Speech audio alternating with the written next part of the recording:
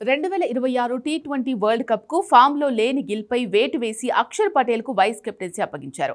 అయితే ఈ మెగా టోర్నీలో ముగ్గురు సీనియర్ క్రికెటర్ల సేవలను టీమిండియా కోల్పోతుంది. శ్రేయాస్ అయ్యర్, కేఎల్ రాహుల్, రిషబ్ పంత్లకు వరల్డ్ కప్ స్క్వాడ్ లో స్థానం దక్కలేదు. టీ20 వరల్డ్ కప్ స్క్వాడ్ లో ఉండడానికి శ్రేయాస్ అయ్యర్ అన్ని విధాలుగా అర్హునైనప్పటికీ ఈ ముంబై బ్యాటర్ కు చోటు దక్కలేదు. మిడిల్ ఆర్డర్లో ఆడే అయ్యర్ కు ఎక్కడా స్థానం లేదు. తిలక్ వర్మ జట్టులో పాతుకుపోయాడు. మరోవైపు హార్దిక్ పాండ్యా, శివం దూబే, అక్షర్ పటేల్, వాషింగ్టన్ సుందర్ రూపంలో జట్టులో ఆల్ రౌండర్స్ నిండిపోయారు.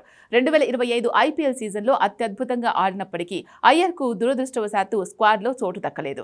దీనికి తోడు ప్రస్తుతం శ్రేయాస్ గాయం కారణంగా ఫిట్ గా లేకపోవడం అతనికి ప్రతికూలంగా మారింది. అలాగే భారత wicket keeper batter KL Rahul కు టీమిండియా సెలెక్టర్లు ఎప్పుడో గుడ్ బై చెప్పారు. అనుభవం కారణంగా టీ20 వరల్డ్ కప్ లో రాహుల్ ఎంపికవుతాడు అనుకున్నా అలా జరగలేదు. కుర్రాళ్లతో పోటీ కారణంగా రాహుల్ కు జట్టులో అవకాశం దక్కడం లేదు.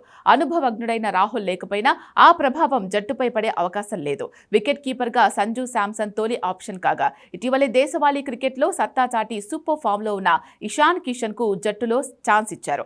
ఐపీఎల్ 2025 సీజన్ లో రాహుల్ అద్భుతంగా రాణించినా అతడికి నిరాశ తప్పలేదు.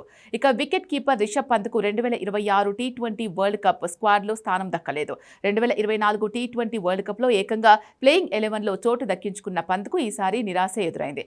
ఐపీఎల్ 2025 సీజన్ లో ఘోరంగా విఫలం కావడం పంత్ టీ20 అవకాశాలు తీవ్రంగా దెబ్బతీసింది. దీనికి తోడు గాయాలు పంత్ను రేస్ నుంచి వెనక్కు నెట్టాయి. 2025లో పంత్ ఒక్క అంతర్జాతీయ టీ20 మ్యాచ్ కూడా ఆడలేదు.